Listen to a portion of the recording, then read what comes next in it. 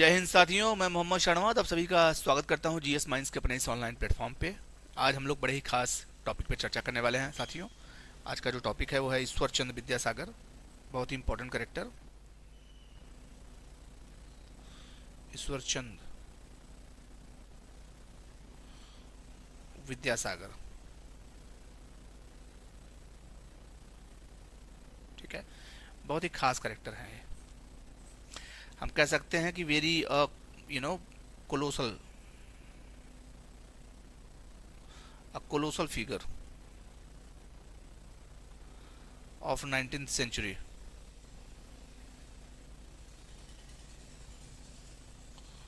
बहुत बड़े फिगर थे ये। ठीक है, इस चीज को ध्यान देना है। एक थे कहाँ के? बंगाल। ये बंगाल के थे, बहुत ही खास पर्सनालिटी है बंगाल के। और आज हम लोग खास तौर पे इनके कंट्रीब्यूशन के बारे में बात करेंगे, इनका क्या क्या योगदान रहा है और किन किन क्षेत्रों में इनका खास तौर पे योगदान रहा है। तो देखिए, प्राइमरली हम इनका अगर योगदान हम देखें तो दो तीन चीज़ों पर इनका योगदान बड़ा ही खास रहा है। ठीक है, पहला जो इनका योगदान रहा है वो रहा है एजुकेशन सेक्टर में।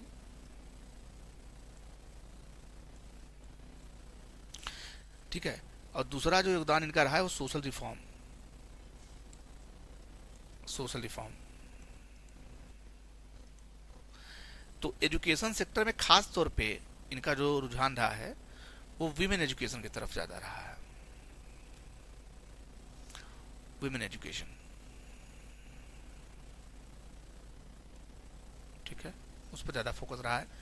इनका मानना था कि औरतों को अधिकार मिलना चाहिए और औरतों को पढ़ाना लिखाना चाहिए ताकि उनका विकास हो सके। ठीक है भैया। और दूसरी चीज ये है कि इन्होंने कई तरह की परिस्थिति भी देखी कि औरतों का विकास क्यों आवश्यक है। आप सभी लोग जानते हैं कि 1829 में खासतौर पे जब सती प्रथा का समापन हुआ, सती प्रथा की समाप्ति के बाद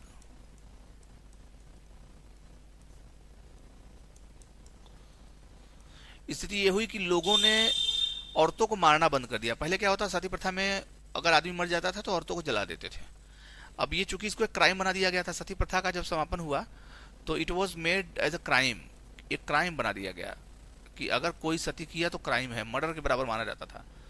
तो सरकार ने जब कानून बना दिया तो लोगों ने सती प्रथा करना जो है, इस सती सिस्टम को बंद कर दिया। मतलब धीरे धीरे ये बंद हो गई। जब बंद हो गई तो समाज में विधवाओं की संख्या ठीक ठाक हो गई। विधवाओं की संख्या, जिनको बोलते हैं विडोज, तो विडोज की संख्या अच्छी खासी हो गई। ठीक है ना, इनकी अच्छी खासी समस्या हो गई। अब विडोज की संख्या चूंकि ज्यादा हो गई तो समाज में इनको जो है हेट किया जाता था। इनको देवर लुक डाउन अपॉन।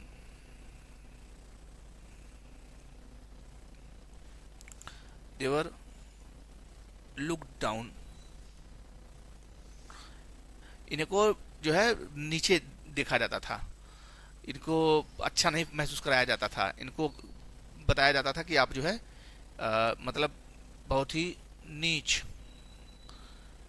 हैं, इनको बहुत ही नीच हैं आप, ऐसा महसूस कराया जाता था विधवाओं को खासतौर पे।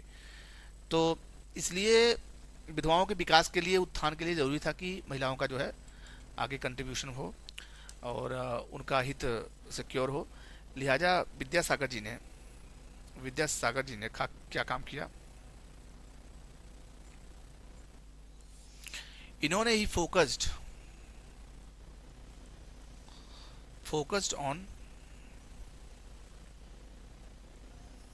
Women education. इन्होंने कहा कि भाई हम औरतों की शिक्षा का बेहतरीन व्यवस्था करेंगे। ठीक है ना, बेहतरीन व्यवस्था करेंगे। इन्होंने एकदम पूरी तरह फोकस्ड होकर कहा कि औरतों की शिक्षा के लिए हम अच्छा खासा काम करेंगे क्योंकि औरतों की शिक्षा बहुत ज़्यादा आवश्यक है। ठीक है, और इसी वजह से इन्होंने क्या काम किया कि लगभग जो है 35 गर्ल्स कॉलेज खोले। 35 गर्ल्स स्कूल स्कूल्स तो 35 गर्ल्स स्कूल इन्होंने खोले। ठीक है ना, इसके अलावा इनका क्या योगदान था?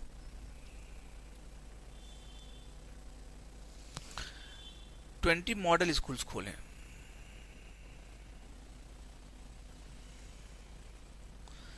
और इन दोनों का जो पर्पस था कि women can get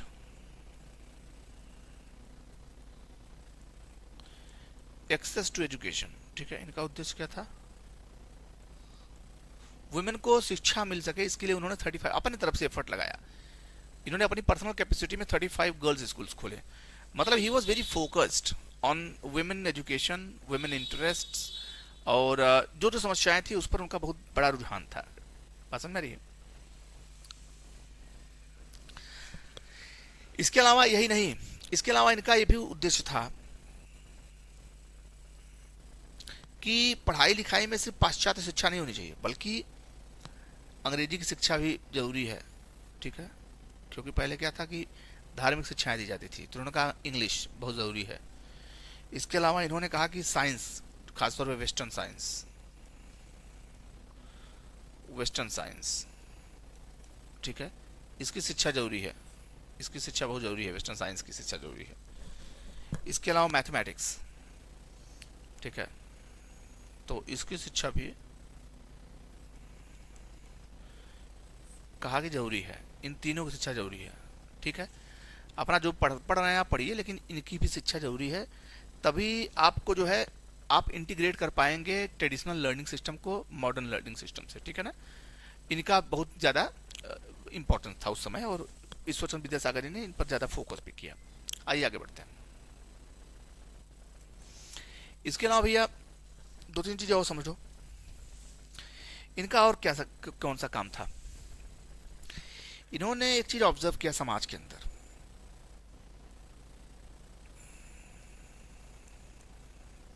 He observed that Sanskrit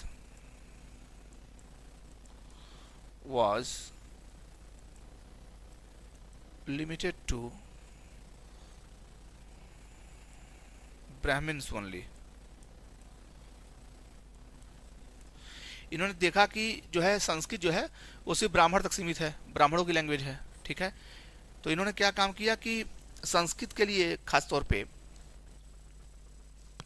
Sanskrit के विस्तार के लिए उन्होंने क्या काम किया? ही ओपेंड संस्कृत स्कूल्स। ठीक है, या खासतौर पे संस्कृत कॉलेज की स्थापना उन्होंने करी, Sanskrit college, to non Brahmin student.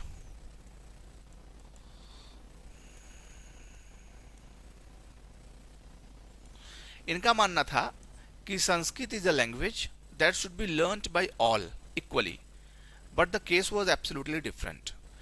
This language was limited to Brahmins only. It means Brahmins were the ones who spoke this language, because Sudras and the people from lower category, they had no access to Sanskrit. In fact, they were not allowed to speak Sanskrit or chant Sanskrit mantras and all. तो ये case था। तो इन्होंने बड़ा ही जो है deeply observation किया और पाया कि संस्कृत का जो ये विस्तार है ये बहुत आवश्यक है। पहले इसके रीच को बढ़ाया जाए, आम लोगों तक संस्कृत पहुंचाई जाए। तो एक तरीके से उन्होंने बहुत अच्छा काम किया अपने हिसाब से। ठीक है ना, बढ़िया काम किया। अच्छा, ऐसा इसलिए किया ताकि जो बैरियर्स हैं, सामाजिक बैरियर्स हैं, ट्रेडिशनल बैरियर्स हैं, जो ट्रेडिशनल बैरियर्स हैं समाज के, ट्रेडिशनल बैरियर्स, ठीक है ना, उनको तोड़ दिया जाए। उनको क्या कर दिया जाए? तोड़ दिया जाए, ट्रेडिशनल बैरियर को खत्म कर दिया जाए। इसके लिए इन्होंने काम किया और लोगों के बीच सामंजस्य स्थापित किया जाए, to establish the coordination among the people from different caste and creed and specially category. तो उन्होंने ये काम किया, अच्छा काम किया इन्होंने। ठीक है ना, एक चीज को ध्यान देना है आपको। इसके अलावा जो इनका और बहुत जो सुधार हुआ, वो सुधार हुआ, एक बहुत बड़ा काम किया इन्होंने वीडो को लेकर। इन्होंने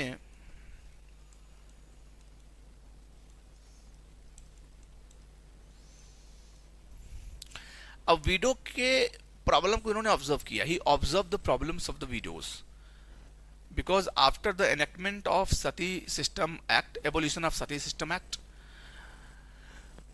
the main problem in the society was, now there were large number of widows in the society, and they did not have good life at all because society did not accept them.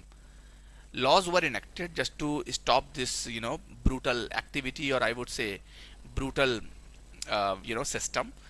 But widows, even after the laws being enacted, had no respect in the society because society looked down, upon them, and that was the case with most of the widow women.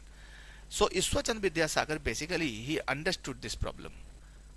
अब उन्होंने क्या काम किया कि उन्होंने कहा कि भाई इस समस्या का निराकरण कैसे हो, तो उन्होंने कहा कि कोशिश किया जाना चाहिए और विडो की दोबारा शादी हो, इसके लिए जो है सरकार से उन्होंने मदद मांगी, प्रयास किया और सरकार ने एक अधिनियम पास किया, विडो रिमैरिज एक्ट।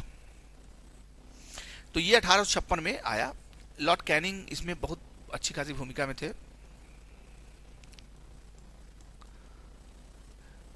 तो इस अधिनियम से के आ जाने से अब क्या था कि widows were allowed to remarry, कि अब आप दोबारा शादी कर सकते हैं, रीमैरी कर सकते हो आप, उनको अधिकार मिला, ठीक है ना। इससे जो है ये समस्या सुलझी। इसके अलावा भैया, इसके अलावा इन्होंने और काम किए। क्या क्या काम किए? इन्होंने चाइल्ड मैरिज को, जो चाइल्ड मैरिज था,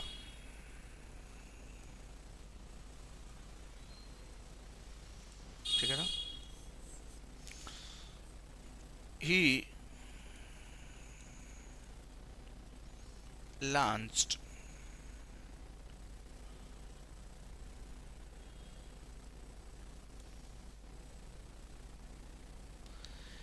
campaign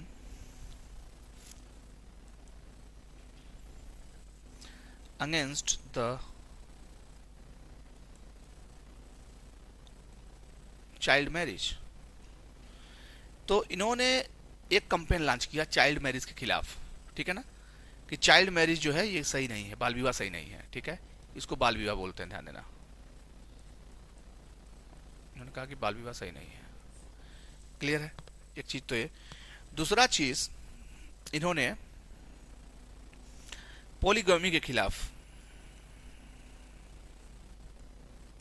बहुत से लोग कई कई शादी करते थे, तो ही वॉज अगेंस्ट